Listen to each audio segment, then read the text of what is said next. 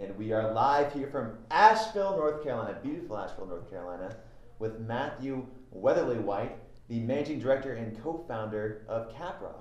Matthew, this interview is brought to us by Big Path Capital. But Matthew, I think the audience wants to know, what brings you to the Mo Summit? What brings me to the Mo Summit? I would say it's an interweaving of commitment and curiosity. Commitment to the field, impact investing, it's in my heart, it's in my bones, it's what I've been committing my professional career to for the last 15 years. And curiosity, it's a relatively new phenomenon. The Momentum Summit's pretty new in this world, but it's the largest gathering of mission-driven CEOs in the world. So I'm in. I'm here to check it out. Why should people be curious about impact investing? Because the great challenges that we face, climate change, social justice, access to essential services. The challenges are so great in scale that government policy is insufficient to the task. Philanthropic capital isn't large enough, and therefore the capital markets must be engaged. And in order for the capital markets to be engaged, they have to do impact investing. And for our viewers at home as well, break it down onto layman's terms. What exactly is impact investing? Yeah, I think in its most sort of accessible framework, impact investing is really nothing more than thinking about committing your capital to an enterprise that measures more than just financial profits to determine its success. So a company that might evaluate its environmental footprint, or the way that it shares its wealth in a community, and business that takes into account stakeholders beyond just the shareholders. Like that basic idea that shareholder value or profits distributed to the owners of the business is not necessarily the only thing that a business should be concerned with. Like that's in its essence, that's impact investing. Okay. So am I hearing this right, that the more profit a company makes, the more impact they make? Is that a fair assumption, or is that? It's not axiomatic. Okay. Yeah. In fact, I just had a little bit of a tweet storm earlier today on this exact issue because I was in a panel where I realized that every company, in order to be sustainable and have impact, must be profitable, right? If a company's not profitable, it doesn't last. And if it doesn't last, then it has, let's say, limited impact. But I think how a company shares its profits might be a better way of evaluating the depth of its social mission / impact than how profitable it is. You can have a very small company that has enormous impact, despite the fact that it might not have a lot of profits. Conversely, you can have a company that's enormously profitable that kind of doesn't really give much of a thought to issues beyond profits, and so might have very little impact. If you could redesign some of the principles of business, obviously the situation was different for a lot, but what are some of the values and principles that you would insert in your business? Oh man, that's such a great question. So practically, we are a founding B Corp, Caprock is, and we have been nominated, we're honored as best for the world in a bunch of different categories over the years. So I think operationally, we have already internalized a lot of those sort of best practices, and they relate to employees and community and the environment and the products that we sell. But I think that your question is almost more existential, right? And I think if I could wave my magic wand and re-engineer how businesses operate, it would be to incorporate in its DNA how a business relates to a set of stakeholders beyond purely the owners of the business, be it publicly owned or privately owned. Okay, I like that. See, the thing I struggle with is everyone comes in and they say, this is good business, this is good business. I feel like all business is somewhat good. It's all, it's providing jobs, it's doing something, but what would you consider a bad business or a dirty business? You are touching on, and I think appropriately, right? Because I think that a business that creates jobs is a good business, right?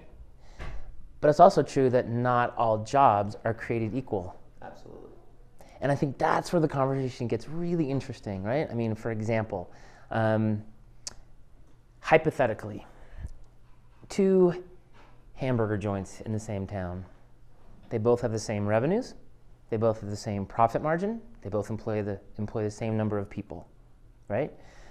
Hamburger chain 1 is owned by a man who believes that as the owner of the business, to him should accrue all of the profits. The other guy says, there's a lot of people here working. I'm going to try to create a little bit of wealth among my employee base as well. Now, he's intentionally sacrificing some of his own profitability, the share of the profits that would flow to him, right? Now, the business itself might have the same net operating profitability. So from a business perspective, they're the same. Mm-hmm. But how those profits are distributed among the stakeholders would determine, in this example, the depth of the social mission or the social enterprise. And I think that's a question that none of us have an answer to. I mean, we're all really struggling with that. And I think, if you look back pre-1980, wealth creation and wealth distribution in the society roughly paralleled growth in GDP. So you didn't have this accelerating gap between the very, very, very top earners and wealth creators in society and the working class people in our country. But since 1980 and the shift in the tone around how capital should move through society and how we think about the role of capitalism and ownership versus labor and all those conversations, it just started to go in one way. And I think that's the part that's being brought into question right now. That's the facet of capitalism, the current iteration of capitalism that's just being questioned. Interesting. But Matthew, I thought that all businesses are here to maximize shareholder value. That's what Milton Friedman said. Right. So wouldn't you consider all these corporations to be good businesses then? So I think the quote was that the social purpose of every business is to increase shareholder profits. I think that was the question, because people were asking Milton Friedman effectively, should there be an agenda beyond profitability for a company? Should companies consider social mission? And he said no. The highest social purpose of a company is to be more profitable. Do I intrinsically disagree with that? Yes, I do, because to me that's one-dimensional.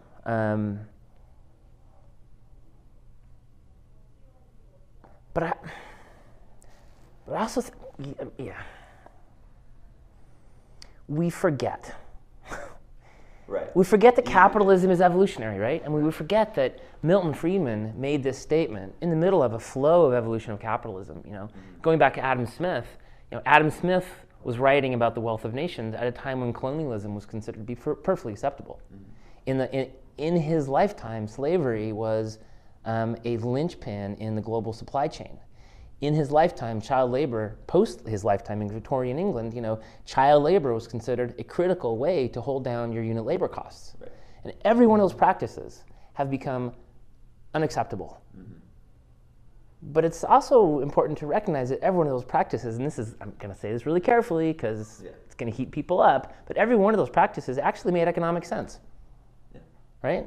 But at some point they became socially unacceptable. The social mores leaned against them, and then they became illegal, and the capital markets accepted that, adapted, evolved, and moved on.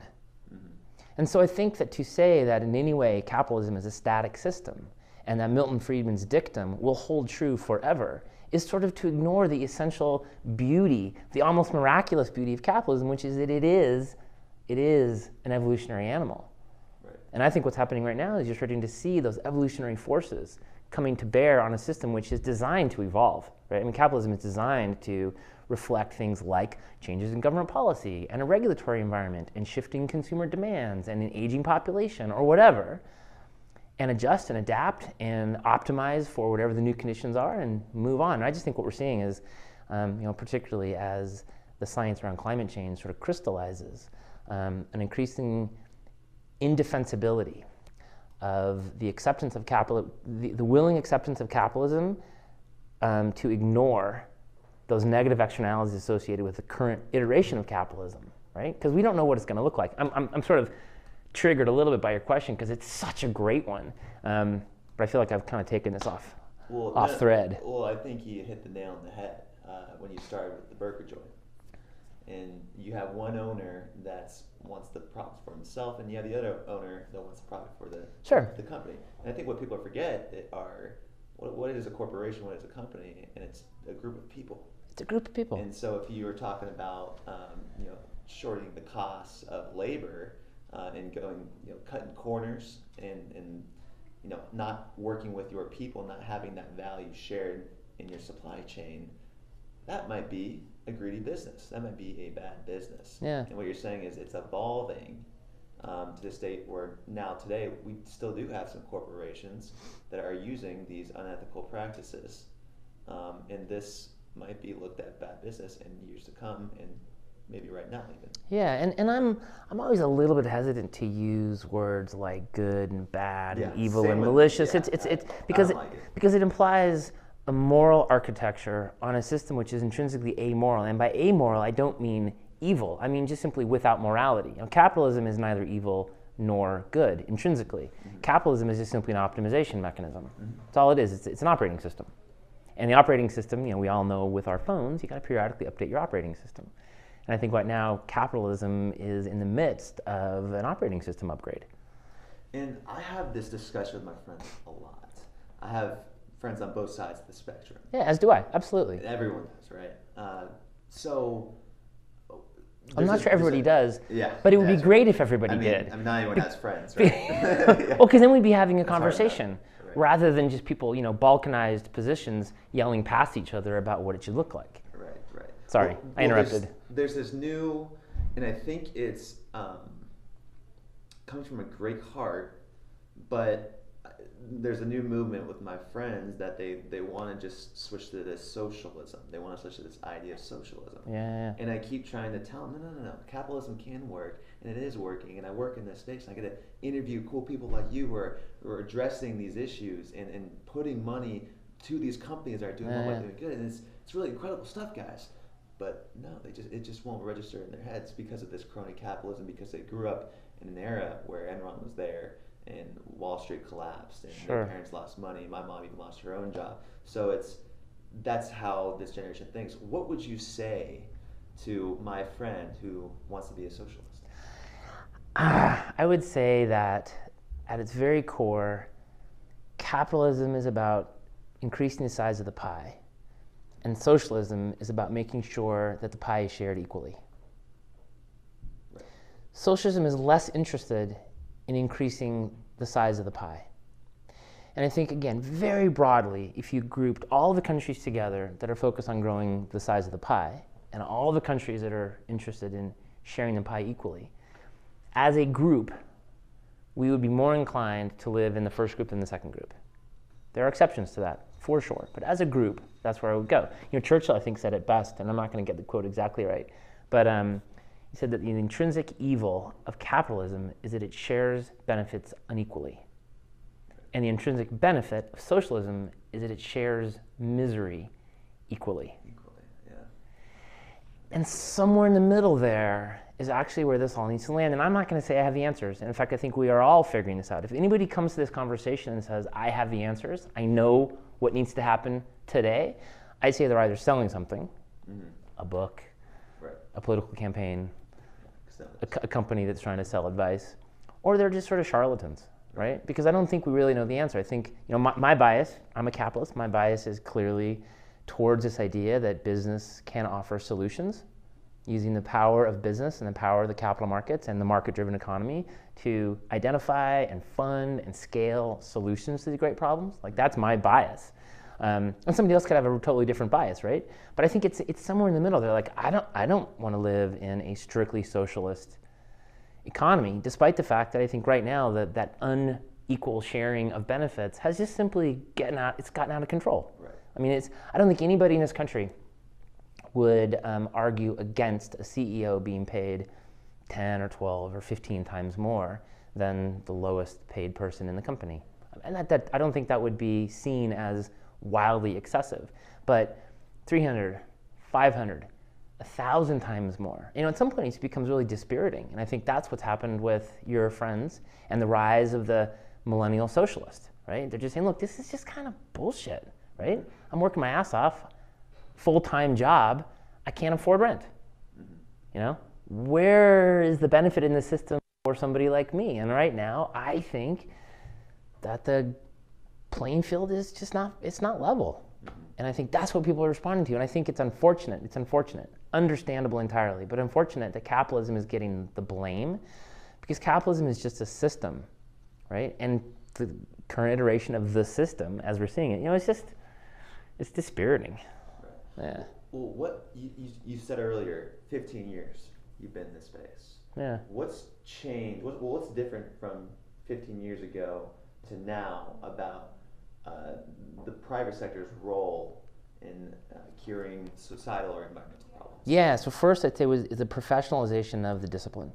15 years ago, most of the actors, I think, were sort of mostly activists who were wrapping themselves in the cloak of capitalists because they realized that in order to affect the change that they wanted to see, they needed money.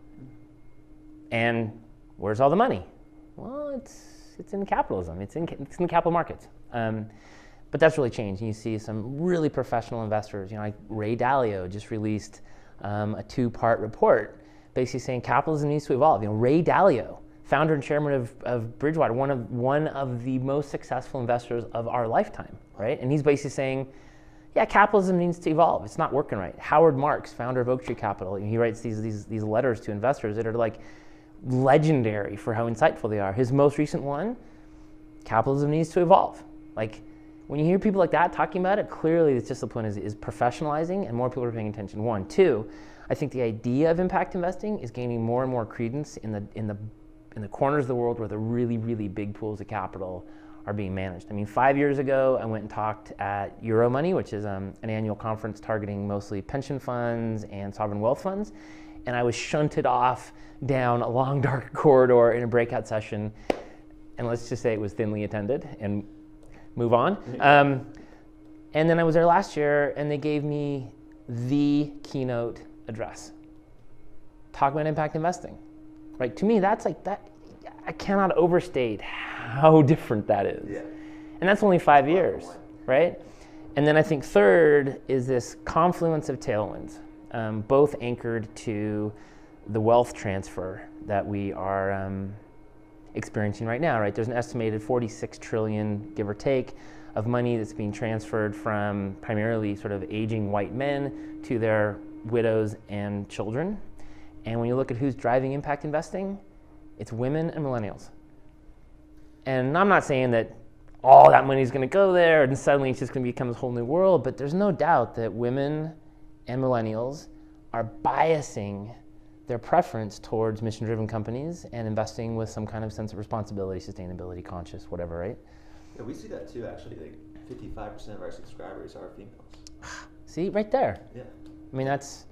It's that incremental shifting that I think will result in a re-engineering of the plumbing in capitalism. Yeah, I agree. Well, we're also signatory to the United Nations right here. So right on. There's 17 goals that are great. So there is a blueprint where we're trying to get some of these businesses to follow them. But really, Matthew, what do you think it's going to take, or what needs to change in order for these goals to be fulfilled? Yeah, I'm a pretty big fan of behavioral economics, and I think cognitive biases run deep. They're broadly invisible, and you don't even sometimes see them until something has changed. And I think that the cognitive bias has been, and you sort of referenced it earlier, that the business of business is business, and let's not challenge that. But as soon as you start challenging it, and you start looking at the solutions that business can provide, then the fundamental assumption starts to break down pretty quickly. Now, pretty quickly within the time frame of the capital markets, 10 years, 15 years. I just said, over the last 5 years, there's been a tectonic shift. Whether or not we are going to see the subsequent tsunami that results from that sub-oceanic earthquake, that remains to be seen. Scary. Yeah. Scary time. And the more you read into it, the more you interview people, you realize there really isn't that much time left. I hope that my grandchildren's grandchildren will be alive to see this interview.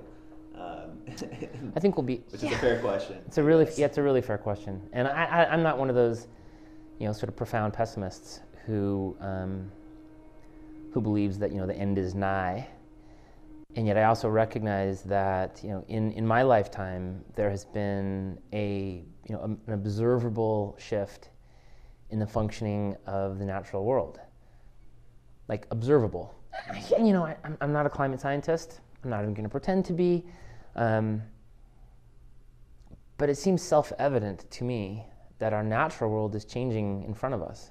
Yeah, I feel like people, including myself, are just really complacent and just we see things going on. I like to tell people, we're living in a bubble, not under a rock, but we're in a bubble. Yeah. We can see out, but it doesn't really affect us, so we're not really going to do anything. So that's why I think it's so important that businesses step up, and when you and normal people every day aren't really going to make those changes unless you go pretty extreme and like my stepdad goes vegan and does all the things and changes, but I know I'm never getting my burger because I love In-N-Out. Totally, and I would say that while I'm sure you've sort of examined those choices yourself, part of this community, it's hard not to.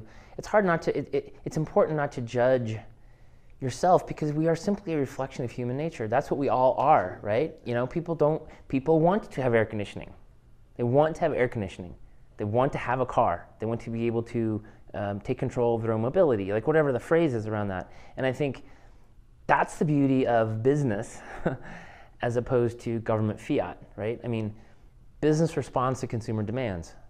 And if government can set the stage with a set of regulations around climate change control, whatever it looks like, and I think a price on carbon is a really functional response to that challenge, then the markets are going to adapt really quickly. There'll be a lot of Sturm und Drang for 6 months, and a lot of corporations will sort of bellyache and yell and scream, but they'll adapt really quickly, and then they'll move on, right? Because that's what the markets do incredibly well. I mean, capitalism, as I mentioned a few minutes ago, to me, it's the most efficient optimization mechanism on the planet. And right now, we're optimizing for one dimension: net operating profitability. And we have either tacitly or explicitly embraced that singular dimension. But who's to say that capitalism can't optimize for more than one dimension? Nobody. Right. It's a system that we invented. And so who can adjust it? Us. Right. Why not optimize for climate resiliency? Why not optimize for gender inclusion? And that's not to say government has to come in and step in and mandate all this, or it's not to say there has to be 50-50 parity, but I don't buy the argument that says that capitalism as a system is incapable of internalizing all the negative externalities that are associated with its current operating system. I simply don't buy it. And I think we need to test that, because if it can, then these problems go away. And I don't mean they just sort of magically go away. They go away through, hard work and innovation and commitment and passion and money being made and money being lost. Companies disappearing, companies being disrupted out of existence, companies growing to be the next multi-billion-dollar company, right? That's the dynamism that's intrinsic to capitalism, and that's where the solutions all come from. And that's the difference between capitalism and socialism. Spot on. On that point. Spot on. I love that. Matthew, thanks for coming on the Real Leaders Live today. I enjoyed the conversation. So did I, man. A lot of inside experience from the capital world. And lastly, you've done a lot. What would you say your definition of a real leader is?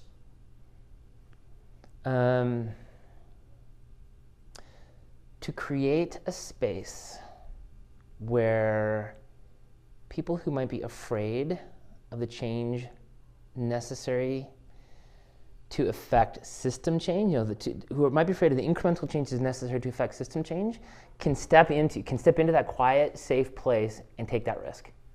I think that is really hard to do, right? And I purely personally, I've got 5 founding partners of my business, and we exist. We operate on a range of sort of political, spiritual, economic viewpoints. I'm clearly on one end of it, and some of my other partners are over here. And yet, over the course of the last 15 years, we have been able to find genuine common ground to orient a lot of the operations of our company around becoming a really high-functioning B Corp and investing in impact businesses and understanding what it means to create durable, measurable, non-financial value in the businesses that we run. And I'm telling you, 15 years ago, that was not part of the conversation. And that's why I find it so interesting. I think it's awesome. We're living it now. All right, folks. Well, thanks for tuning in to Real Leaders Live here in Asheville, North Carolina at the Mo Summit with Matthew Weatherlywhite. Matthew, thanks for coming on the show today. Folks, go out there, be a real leader, step into a new space and take that risk. All right, everybody. Take care, and we'll see you next time on Real Leaders Live.